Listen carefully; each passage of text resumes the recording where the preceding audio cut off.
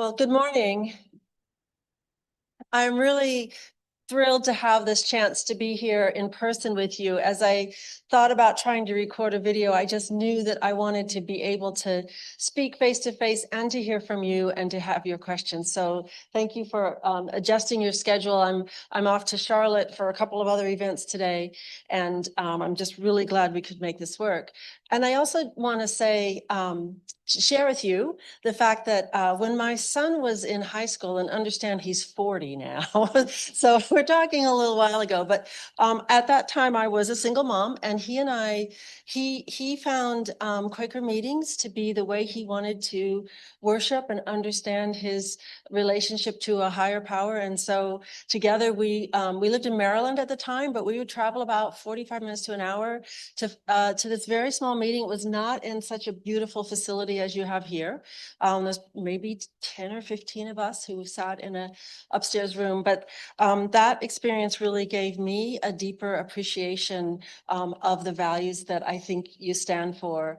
And I'm just grateful to you for being here today, for taking time on this beautiful fall day to be about the business of doing the work. And I say that because, you know, there's a lot you can read. A lot of folks are documenting what is happening in our country right now. But what I feel is missing is the second part of that, which is what can we do about it?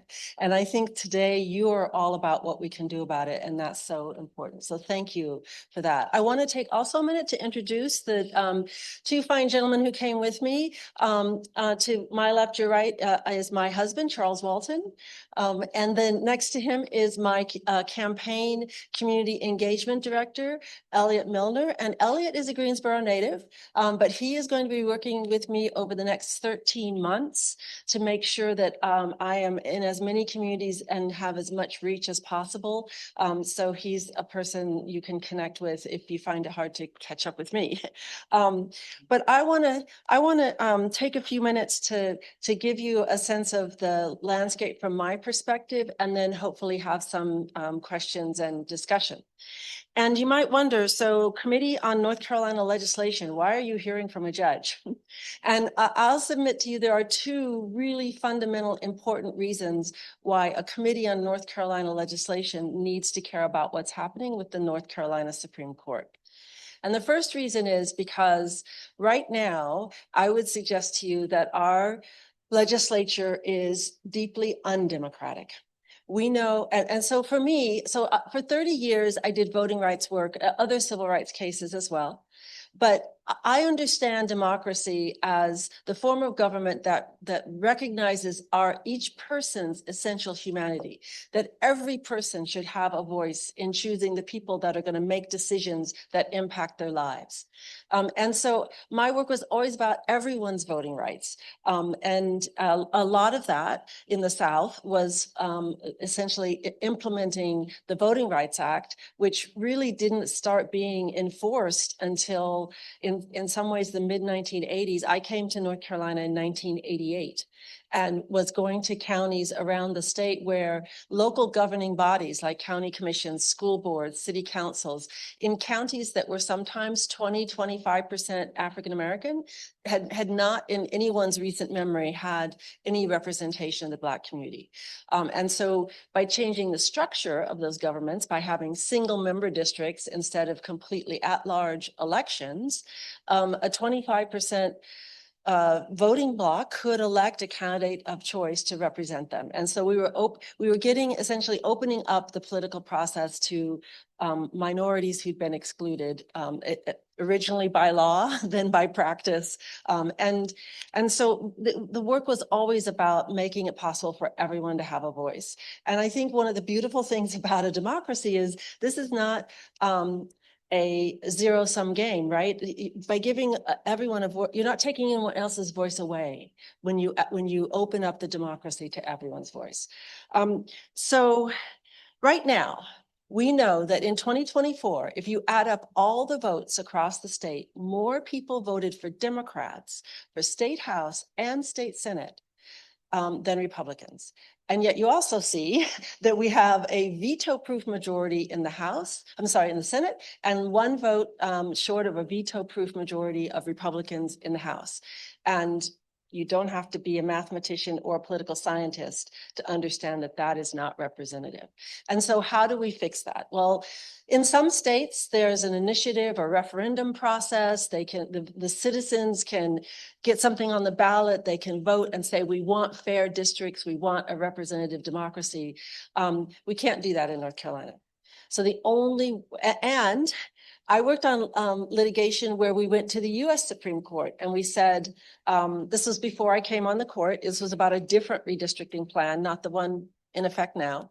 But that one was also political. Well, first we sued on grounds of racial gerrymandering and won. But then the legislature went back and said, okay, we're going to make sure that Republicans have as many seats as possible. And we sued to say that's a political gerrymander. And you can't do that either. You're supposed to be fair to everyone.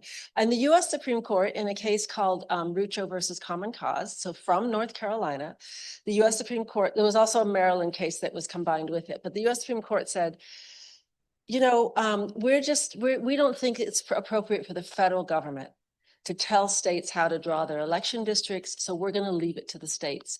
And I remember very vividly at oral argument when the advocates were saying, when you have a gerrymandered legislature, they're not going to vote to take themselves out of power. So how do the citizens change it? And the answer from the justices in their opinion, in the written opinion from the U.S. Supreme Court was, well, state courts can handle this issue. So litigants, I decided to join the state court. New districts were drawn, so I was not ruling about anything I'd ever litigated. And then, so this was after the 2020 census. Litigants brought challenges to the gerrymandered districts. A trial court heard the evidence, heard from expert testimony that yes, our state house, state senate, and congressional districts are extreme partisan gerrymanders, and that violates your rights to vote under the state constitution. So our court ordered that the districts be redrawn. The supermajorities in the legislature went away.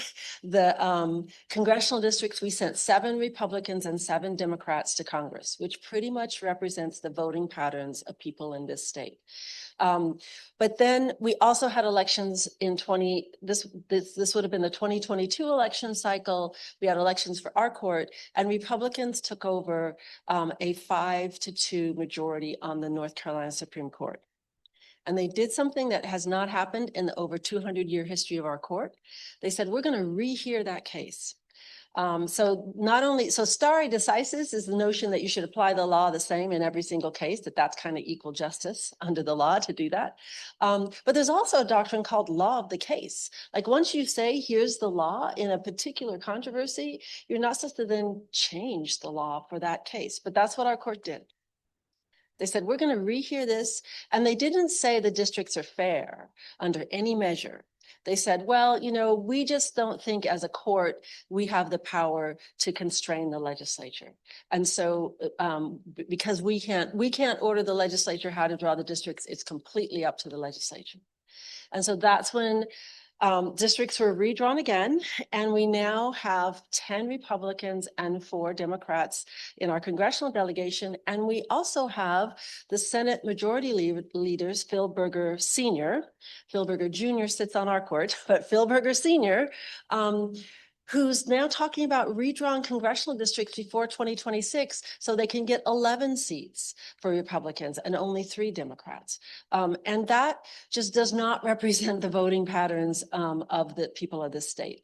And so the only way to have a democratic process that yields a legislature, whether you're looking at the North Carolina legislature or the delegation that we send to Washington, the only way is through the courts. And the North Carolina Democratic Party has embraced the ruling that the court made in 2022, and understand that ruling said that extreme partisan gerrymandering is unconstitutional no matter who does it. we put forward 3 or 4 measures, an efficiency gap measure, a partisan fairness measure. It's pretty, some of them are a little more complicated to calculate than others, but we said to the legislature, draw your maps, use actual voting patterns, not voter registration data, but actually how people vote when they go to the polls. Use that data, plug in these measures, and make sure you have maps that are roughly fair, which is exactly what we do for the principle of one person, one vote, right? We say our election districts must be roughly the same size, because if one person lives in a district that's 50 people and another person lives in a district that's 1,000 people, well, you only need 51 votes to win in the 50-person district. You need 501 in the 1,000-person district. And believe me, before that principle was established back in the early 1960s, there were legislative districts that were just that malapportioned. There's also something called prison gerrymandering, which I'm happy to explain. But bottom line, we now, we totally embrace and understand that one person, one vote means our election district should be roughly the same size.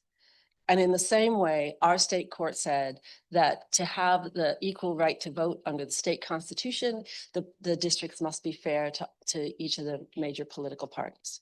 So the Democratic Party, our plan it is to elect justices who agree that this constitution, state constitution, does constrain the legislature and does require that districts be drawn in a way that's fair to all voters.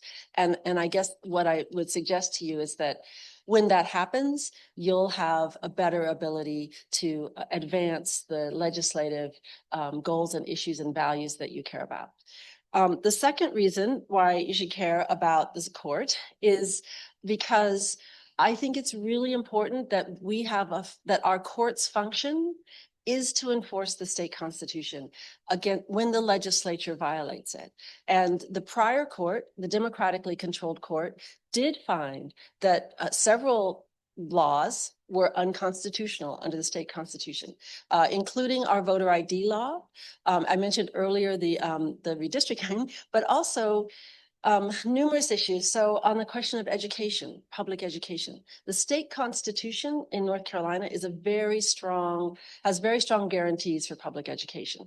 Not only is it in the first article with the Declaration of Rights that every student has a right to attend a public school and be afforded a sound basic education. There's also an entire article of our state constitution titled Education. And that article specifies some funding mechanisms, but makes clear that it is the constitutional right of everyone in the state that we have a uniform system of public education. That's the language in the Constitution. In 2022, after a trial court, again, trial courts are the fact finders. They looked at all the evidence and understood that the state needed to spend millions of dollars over a several year period to make sure that all of our school districts provide a sound basic education. So our court, the state Supreme Court, ordered that those funds be spent in 2022. But then we had an election, the personnel flipped on the court, and the new court put a halt to that order right away. A year later, we heard arguments in the case on an issue that we had already decided. And now it's now been a year and a half since those oral arguments. Our court hasn't issued a decision. So there's no explanation. All I can tell you publicly is that in 2022, we ordered that our schools receive public funding. In February of 23, that was stopped. And here we are, October of 25, and there's no formal opinion. But the bottom line is, if the legislature won't fund public education, it's the court's responsibility to enforce that right. And if we don't have a court that is enforcing the state constitution, then the gerrymandered legislature has all the power in the state. And so what concerns me, my opponent in 2026 is in the legislature right now, Sarah Stevens, a Republican legislator from Mount Airy. And I think that from her public statements, it is clear that she is not someone who is willing to hold the legislature accountable to the state constitution. And we already have essentially 2 other legislators on our court. So Justice Tamara Beringer served in the state Senate. And as I said, we have Phil Berger Jr. And even, whatever your political philosophies might be, it seems fundamental to our structure of government that you need an independent judiciary that will hold the legislature to account to follow the state constitution. That's how we understand our court should function. And so you need people on your court who are committed and willing to do that. So in 2028, there will be 3 seats. It's a 7-member court. There will be 3 seats up, 3 Republican seats. The Chief Justice, Justice Berger and Justice Berenger are all up for election in 2028. And if there are folks elected in that election that believe, as I do, that we should be an independent judiciary, we can make a difference. We can make a difference for the state. And the other thing I hope you will take away from this is the way in which our court impacts the public, because in the political environment that we're in, all of the messaging that you will get from the Republican Party is that Democrats are soft on crime. And so you just hear our court is about being tough on crime. Lock them up, lock them up. That's what our court does.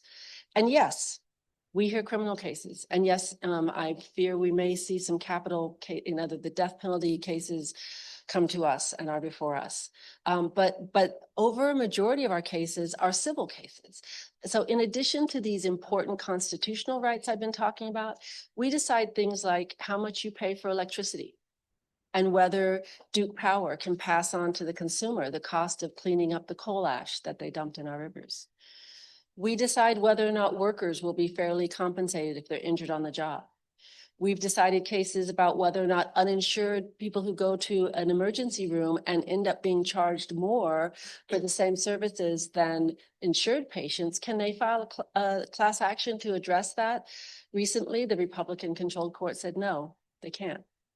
So a lot of things that impact your pocketbook are decided by our court. And that's why it's so important that people pay attention to who's on the court, what your state Supreme Court is doing, how it impacts the legislature and the legislation that is coming from the legislature, and why their vote matters. I mean, I as a voting rights advocate, we can talk about like what's the ideal system of getting people on the court, but right now, the system we have put in place by the Republican General Assembly is a partisan election, and that does give the people of the state the opportunity to say, here's who I think should be sitting in judgment of these really important issues that impact my life.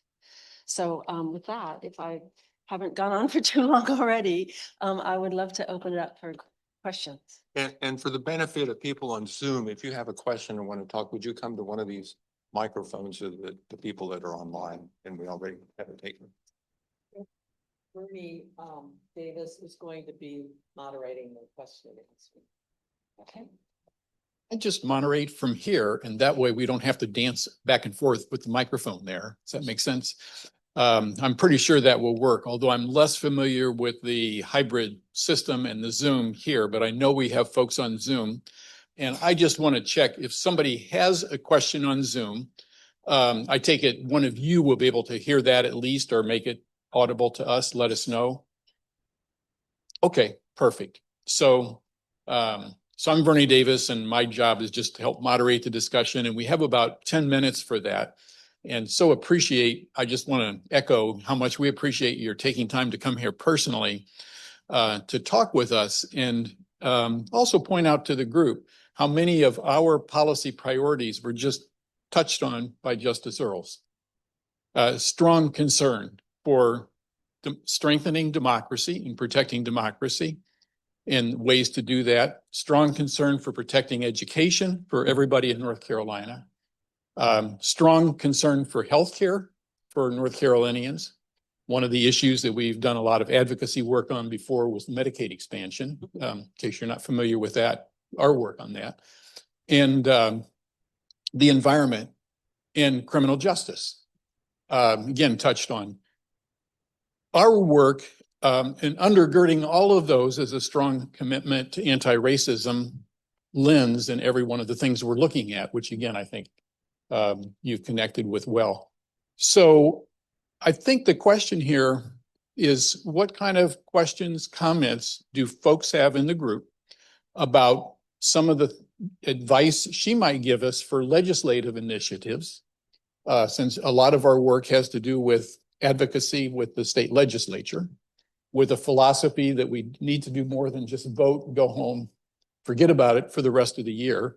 But how do we engage with our legislators, look at the issues, educate ourselves in a way to help us all educate our representatives about the issues that matter, fit with our values.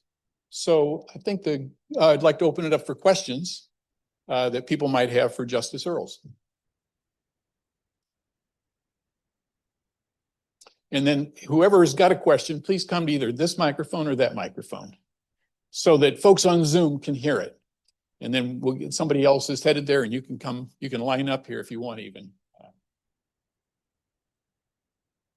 Yeah, just walk on up. It's an easy way to do it. Save time. Thank you very much. So both of the major political parties have national organizations that help elect governors, state legislatures, attorneys general. There is no such organization for state judges. How would you recommend that the national party address this issue?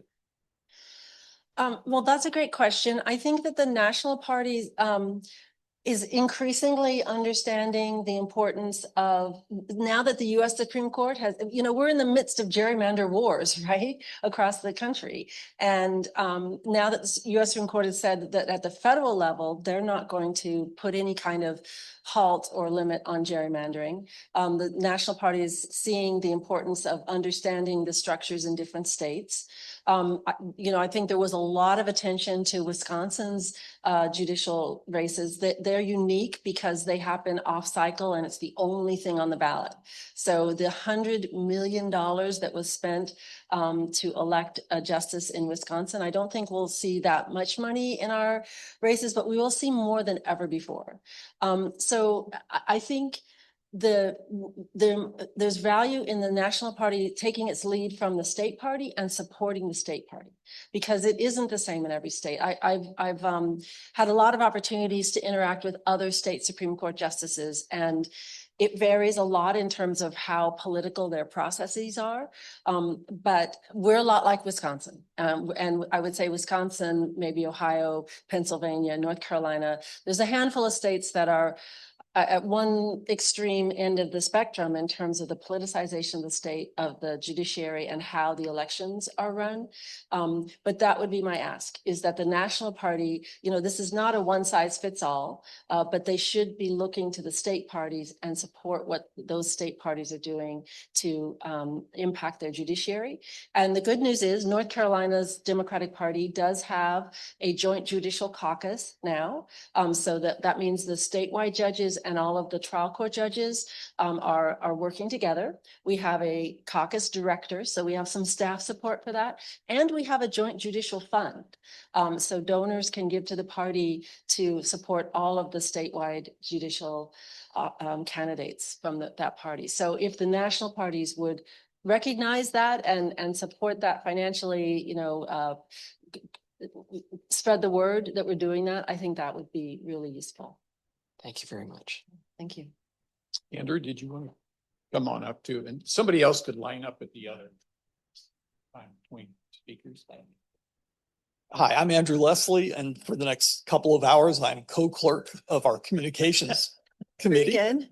And it seems like Republican dominance in North Carolina is a self-sealing system, very tough to crack. And it sounds like the most important elections are going to be the elections for our Supreme Court.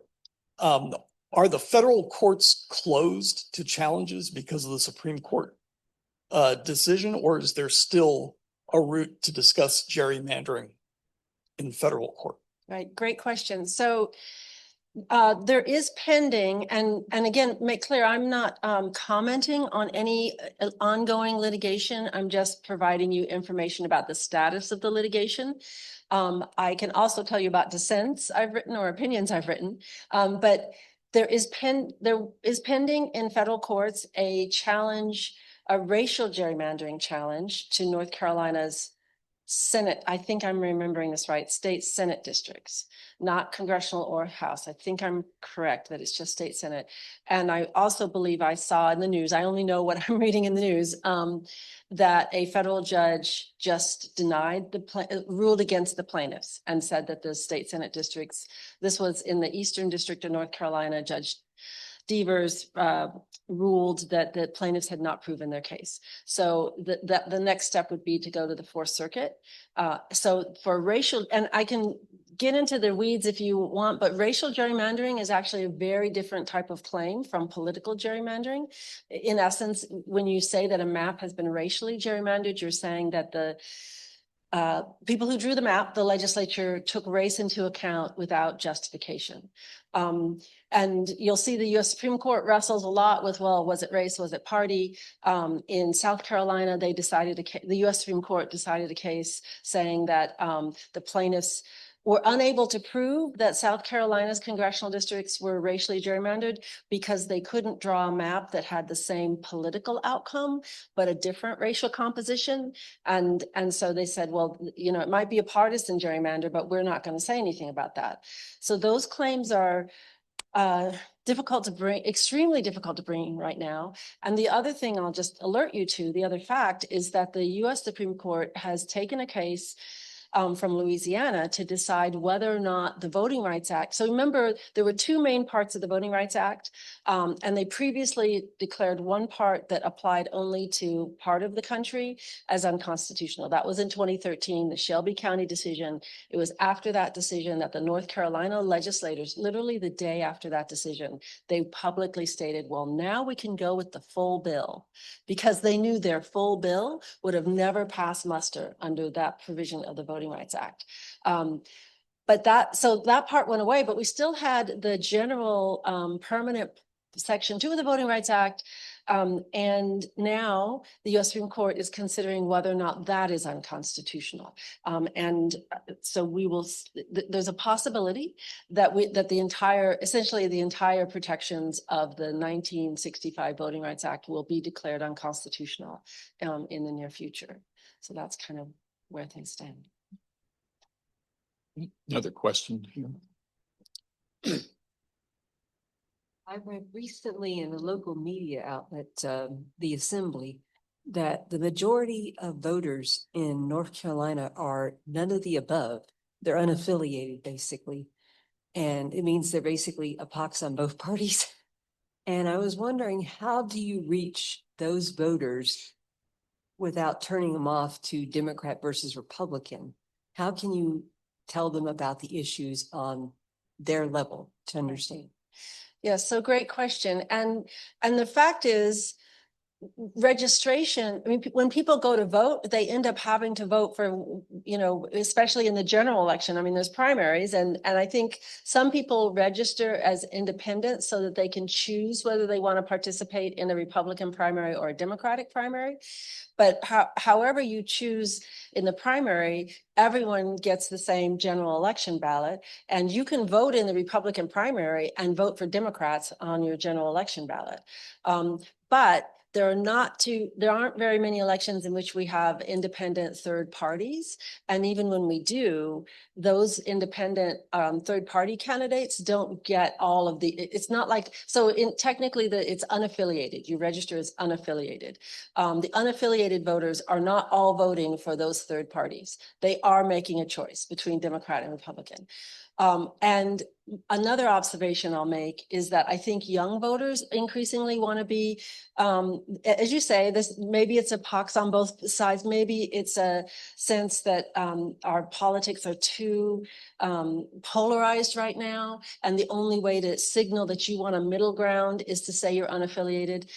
But I will also tell you that in rural parts of North Carolina, so this summer, I did some of the rural tour that the Democratic Party hosted. And in a couple of counties, people came up to us and said, like, don't take our picture. Don't let anyone know we're here. If my boss knew I was caring about Democrats or learning about Democrats, I could be retaliated against. People were afraid of consequences on their job if they didn't appear to identify as Republican. And I've also, in other parts of the state, heard from, so I go to a lot of Democratic women events and that they tell me they talked to women in their community who say, I can't vote differently from my husband. So I think some of the unaffiliated registrations are because of the atmosphere of intimidation that exists in rural North Carolina right now. So how do we reach those people? Some of it, I think, is the traditional canvassing. Ultimately, we have to be on TV and do the ads, but I actually think it's more of the opportunities to meet with people face to face. And I think that people rely more heavily on trusted messengers. Like I can knock on their door and they'll say, nice to see you, Supreme Court Justice. But if a family member or a friend or someone in their church or someone they know and trust says, I'm really concerned about what's happening in Washington and in Raleigh. And you should hear about this Supreme Court candidate, Anita Earls, who spent her life fighting for civil rights. That will have a bigger impact than seeing my face at the door, I think. And so I think that one of the best ways I can reach those unaffiliated voters is to do events like this and have everyone in the room reach out to all the folks that they know, because they probably know more unaffiliated voters than my husband and I do. So social media, of course, but that's hard. I think there's, influencers, and I will do everything I can to get on as many podcasts as possible. But it's, I think we're in an era where it's not business as usual for our politics. We're at a time when standing up, speaking out, saying what our values are, and not being shy about speaking the truth. Like, thank you so much for saying that you are still in favor of racial equity and racial justice, because I served as co-chair for 4 years on Governor Cooper's Task Force for Racial Equity and Criminal Justice. And the new crime bill that our current governor just signed includes a provision that task force cannot be created again. It actually disbanded because of the executive order only created it through the governor's term. So sort of naturally, we knew there was an endpoint, but the new legislation says there cannot be a task force on racial equity and criminal justice. And I will tell you that the Republican press release, 2 of them that I saw announcing the passage of this bill, blamed Governor Stein, Governor Cooper, and me for the incident in Charlotte and for, being responsible for crime in the state. So talking about racial equity is near and dear to my heart, and I can tell you more about our court's record in that regard. But it matters that you all are willing to say, this is something that we care about, and this is something that we want to examine. So thank you.